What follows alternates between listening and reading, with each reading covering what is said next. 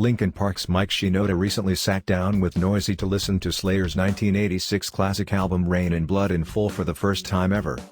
Upon listening to the opening track, Angel of Death, the musician said a few things about the lyrics of the song and how they link to possible Nazi glorification coming from the band Slayer. Mike Shinoda said, "Reading the lyrics here, I got to bring something up. I read a couple things coming into this. I didn't research it or whatever, but I did peek at a couple of things just to know what we're dealing with. And the thing that I read, which may or may not be true overall, but I saw a piece where they were talking about the Nazi content in the first song and it felt like they were really backing off from saying it's about Nazism." Noisey then said, "I didn't read that one, but it's 100% about Josef Mengele and the Holocaust." Shinoda then said, "It was almost like a cop-out. They were like, well, it's not glorifying Nazism. But I'm reading the lyrics and my first impression is like, yes, it 100% is. I'm not a fan of that at all." You can read and check out the rest of the conversation over at Noisey, links will be in the description below.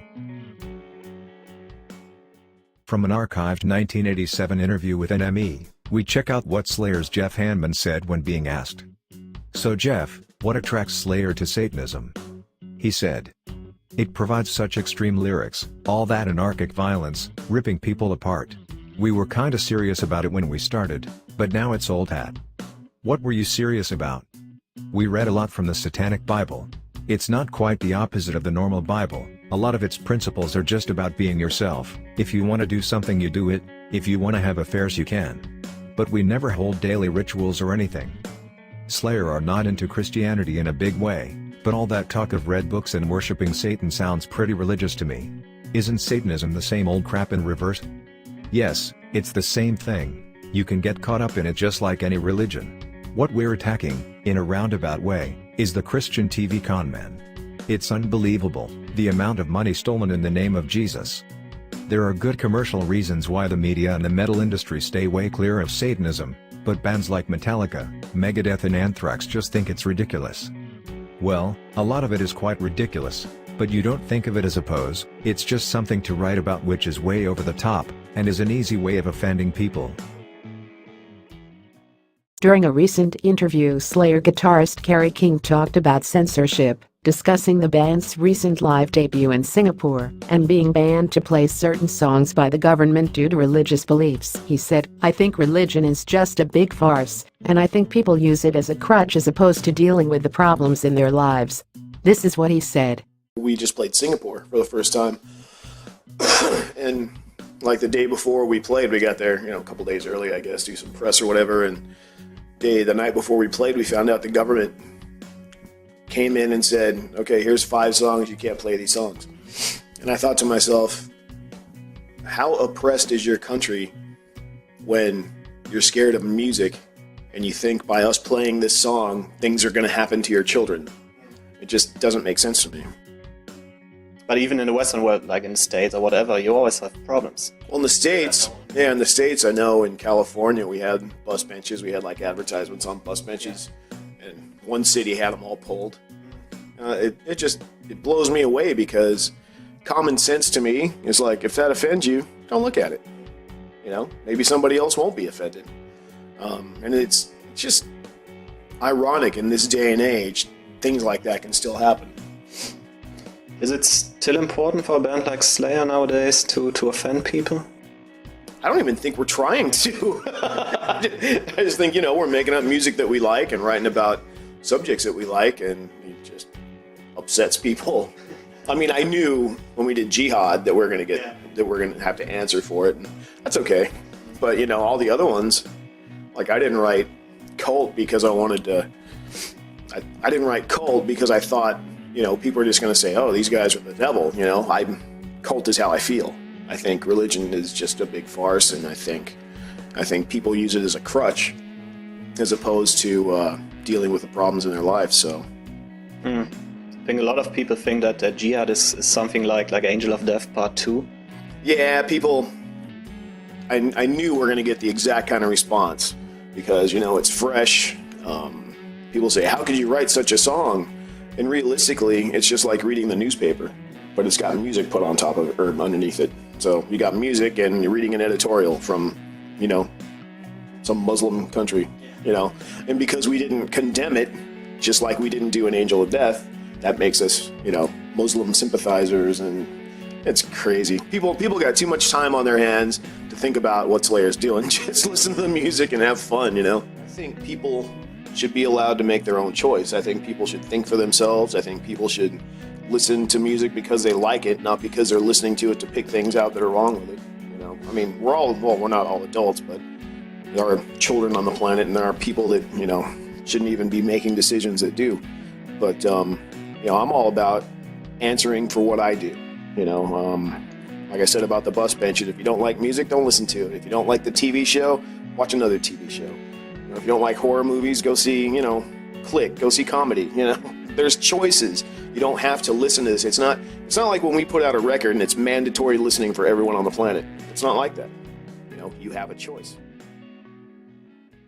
Discussing the importance of rhythm guitar, Slayer guitarist Carrie King shared his thoughts on shredders, saying that their music tends to easily bore him as repetitive. He tells Total Guitar, "I think a lot of the shredder-type players, and I don't mean everybody, they're not very good songwriters. Players like Fire Malmsteen spend their time perfecting what they do only as far as leads. Yngwie had a run where he did some good songs, but when it became just about how many notes he can fit in a millisecond." King added, "Don't get me wrong, he's an amazing player, but after 3 songs, I'm done. He'll just keep doing it faster on a different string." Rhythm guitar is where a song is constructed. If there's a song you like, it's because of that rhythm guitar. The lead stuff at the end of the day is just the icing. During the rest of the chat, King discussed hanging out with friends who aren't into metal, explaining how he still likes goofing around with guitar. When people come over and want to listen to music most people like, say Michael Jackson or something, I'll go pick up the guitar and learn the one Eddie Van Halen played on. I'll do stupid shit like that, he said. There's this song called Push It, which got used in commercials, and I think it's funny to put that on when friends are over, pick up a guitar and play along. Everyone in the house just dies laughing. For clarity, you can turn that into a metal song. Discussing his involvement with Megadeath during the band's early stages, Slayer guitarist Carrie King praised frontman Dave Mustaine's guitar skills, but still said that he can't figure out how anyone put up with Dave's character enough to stay in the band. He told Loudwire, "I was one of the lucky people, and there's certainly no offense against Kirk Hammett. Kirk's a wonderful friend of mine, but I was lucky enough to see Metallica with Mustaine. And I say that because it's just a rare thing to be able to say that. I saw them play with Woodstock, and I was so intrigued by Mustaine because he was just ripping on guitar and looking out that way somewhere. And I can't do that to this day. So I was just blown away at his guitar playing. And to find out, I think it was through BC Rich, cause we all played BC Rich back then, I found out that Dave was inquiring if I would play." He continued, "At the end of the day, I thought, this is a gigantic learning situation. And I also thought people would see me and know me from Slayer. Cause, I mean, we only went to the Bay Area, we only got up there. So I think, if people saw me, it would at least make them think, Slayer. So I had Slayer's best intentions in mind. I didn't go and say, hey, I want to be in Megadeth. I don't know how anybody can be in Megadeth for more than a couple of hours, cause that guy's crazy." Asked if he had any bad experiences with Mustaine during his short time in the band back in 1984, King replied, "He was cooler back then. I think there's been a lot of drugs and funny extracurriculars between now and then that helped shape who he is today. But it was good times back then. Playing all the venues Slayer played on, just, I don't know, playing different music. His stuff is definitely more, I wouldn't say intricate, cause we've got intricate parts too, but it's just, he writes riffs in a very different perspective than I, even after playing with him for a number of months. I wouldn't do it. It's just not my style." In a recent interview, Slayer guitarist Carrie King was asked for his opinion of the Swedish occult rockers Ghost, who share management with Slayer and have toured with King's band in the past. He said, "Dude, I love the imagery. I love it. I just hate the fucking music. I like them as people. You know, they've been on many tours with us. I can't get into their music. And I tried. I want to like them, and I can't. I got their CD from Brian Slagel from Metal Blade. It was when Gary Holt first started playing with us, and I picked up Gary. And I'm like, Brian said, this is awesome, man. So we put it in, going to practice. It wasn't awesome. It wasn't awesome for me. It wasn't awesome for Gary either. I'm like, well, maybe the first song sucks. And we went to the next one. It's just not for me. I know Ghost is hugely popular, and I'm very happy for their popularity. And, like I said, they're the nicest guys you'll ever meet. It's just not my music. And I've tried so hard. Since then, a nameless school from Ghost responded to what Carrie King said, dismissing any bad blood over Carrie King comments. He said, I don't even think that what he said was negative. He just said that he didn't like the band, that he didn't like the music. And you know, we're not for everybody. We've never tried to please everybody, so I didn't even see the negative element in what he said. It doesn't change my opinion on Slayer. I've been a Slayer fan ever since I was a kid, and I still love several of their records with all my heart. For me, it wasn't changing anything. In a recent interview, Slayer guitarist Carrie King was asked for his opinion of the Swedish occult rockers Ghost, who share management with Slayer and have toured with King's band in the past. He said, "Dude, I love the imagery. I love it. I just hate the fucking music. I like them as people. You know, they've been on many tours with us. I can't get into their music. And I tried. I wanna like them, and I can't." I got their CD from Brian Slagel from Metal Blade. It was when Gary Holt first started playing with us, and I picked up Gary. And I'm like, Brian said, this is awesome, man. So we put it in, going to practice. It wasn't awesome. It wasn't awesome for me. It wasn't awesome for Gary either. I'm like, well, maybe the first song sucks. And we went to the next one. It's just not for me. I know Ghost is hugely popular, and I'm very happy for their popularity. And, like I said, they're the nicest guys you'll ever meet.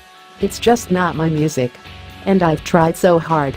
Since then, a nameless school from Ghost responded to what Carrie King said, dismissing any bad blood over Carrie King comments. He said, I don't even think that what he said was negative. He just said that he didn't like the band, that he didn't like the music. And you know, we're not for everybody. We've never tried to please everybody, so I didn't even see the negative element in what he said. It doesn't change my opinion on Slayer. I've been a Slayer fan ever since I was a kid, and I still love several of their records with all my heart. For me, it wasn't changing anything.